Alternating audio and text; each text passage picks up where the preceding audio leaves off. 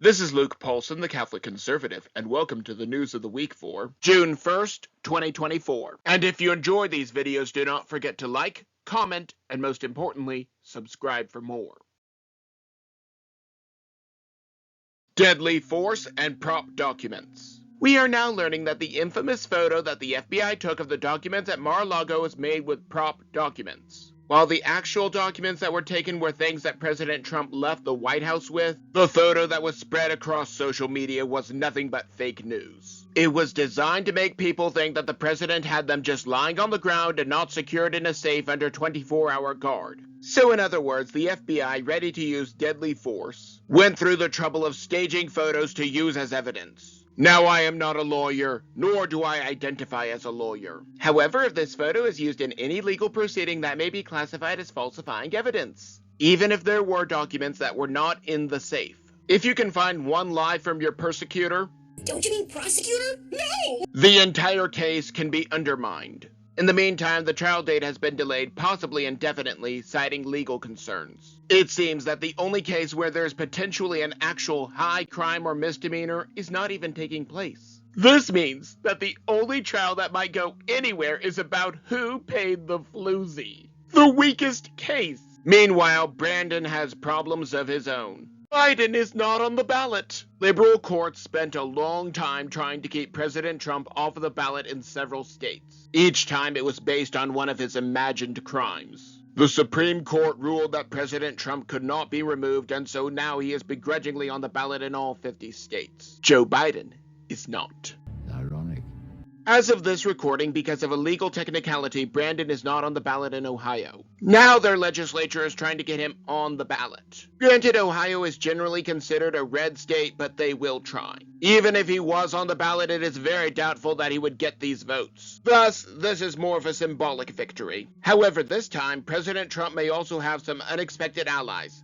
The Libertarians. Going to the Libertarians. President Trump went to one place where conservatives are welcomed with apprehension. The Libertarian Convention. President Trump made his case to a mixture of boos and applause, even if the fake news is insisting that it was only boos. Amongst many other things, he promised to commute the sentence of the creator of Silk Road. As a former libertarian who only got on the Trump train just before the election, I have only been mildly disappointed in President Trump. He has done some horrible things, such as in 2020 and expanding some government departments. But he has done more than any libertarian president in history, because there has never been one. The fact that he is hated by the deep state as much as he is means that President Trump is on the right track. I suspect there's probably a lot going on behind the scenes that we do not know about, but they do. However, let us go back to 2020 for a moment.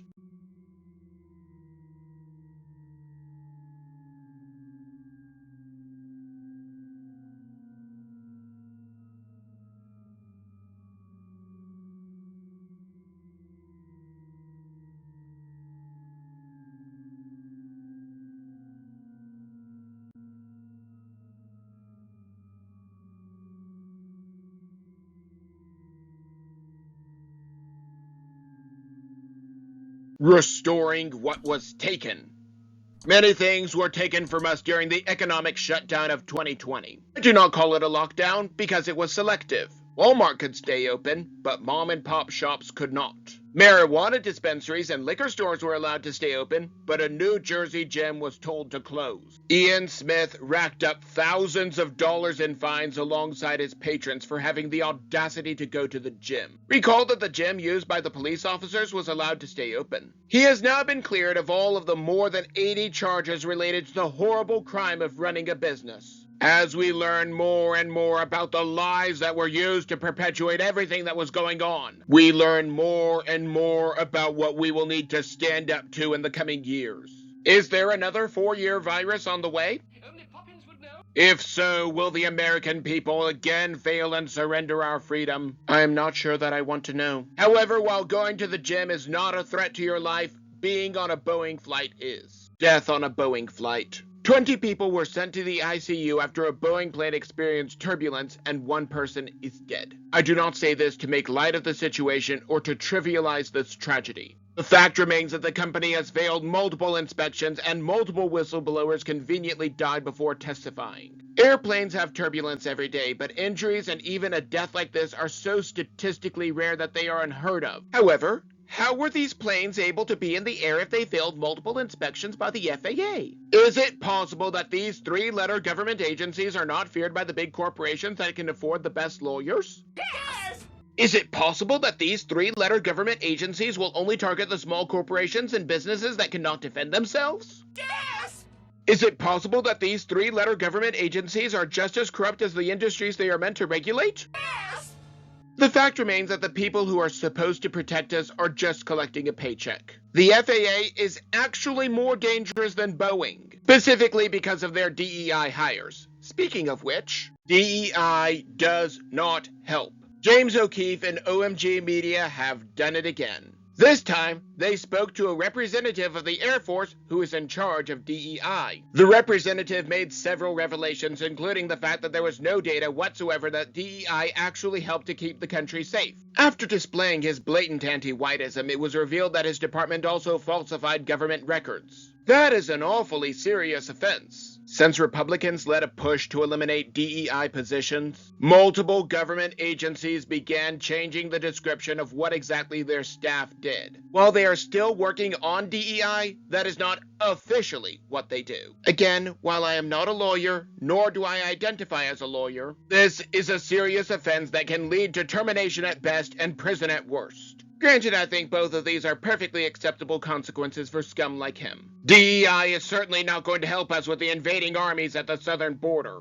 The invading army. We know that the southern border is insecure, and that is a fact. Dozens of people from the terror watch list have been caught at the border, and untold numbers slipped through the cracks. I speculated multiple times that we have no way of knowing who was really coming through. The average person cannot tell the difference between someone from the Middle East and someone from Central or South America. I have a friend from the Philippines, and he is frequently mistaken as Mexican. Right from the horse's mouths, we now know that these people are from Turkey, India, and China, as well as Iran. Countries that are either ambivalent to or hostile to the United States. Officially, they are here because there is no freedom where they come from. If this is true, they can apply through the proper channels. America does not have enough welfare for the people who get it legally. We cannot afford to give it out to all of these illegals just because their country of origin is horrible. Just like we cannot be the policemen of the world and need to suspend the military-industrial complex. We cannot support every man that comes over here. Note that I did not say man, woman, and child. That is because those that are coming over are military-aged men. And that, sadly, is all a part of the plan. Beavers in small towns. There's a new viral Instagram video making the rounds that is making an awfully bold claim. It is claiming that our government is dropping off beavers by white van in small towns. That is a bit unusual, but the claim is that this is being done for a sinister purpose. The beavers make dams and as a result flood the small towns and drive property values down. Certain individuals will then be able to come in and buy the land for pennies on the dollar. The fires in Maui not too long ago had many coincidences that happened to make the fires worse and kept people from getting to safety. Then all of a sudden these people got back-to-back calls from people wanting to buy up their land. There are a lot of horrible people out there who are more than willing to do some shady things to get what they want. This is the very definition of the now confirmed deep state. The deep state is real. So how do you define it? Well, the way I would define the deep state is an increased willingness by more and more government civil servants to pursue political objectives rather than stand up for the values of the institution they're a part of. They are not neutral. They're not politically neutral. George Stephanopoulos recently spoke with the Cackling Hens on The View to talk about the deep state, something that has been a so-called conspiracy theory all of this time. He now claims that the deep state is real, acts at the behest of the president, and is full of patriots. So let me get this straight. For years, they were denying the very existence of the deep state, again calling it a conspiracy theory. Now all of a sudden it exists as a group of anonymous patriots that exist to protect Americans. Pardon me if I do not buy this latest rewrite of history. Just from the people that we know about trying to sabotage this country, I cannot imagine the people who have no oversight and cannot imagine them being benevolent. The 9 most terrifying words in the English language are I'm from the government and I'm here to help.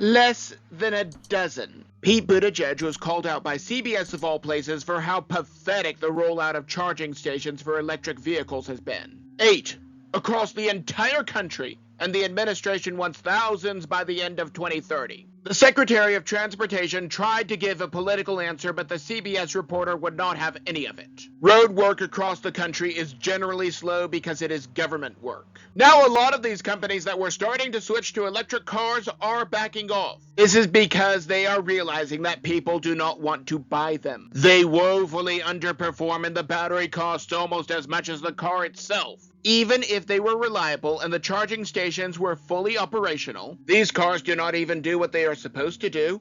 That is because they are still relying on coal, oil, and natural gas to power them, to say nothing about mining the rare earth minerals to build the batteries. Despite untold amounts of money, it is all worthless. Maybe I'm just blowing smoke. Maybe I'm completely off my rocker, but that is just my opinion. And do not forget to like, comment, and most importantly, subscribe for more. But before you go, on the left I have last week's video, but you may also enjoy the video on the right.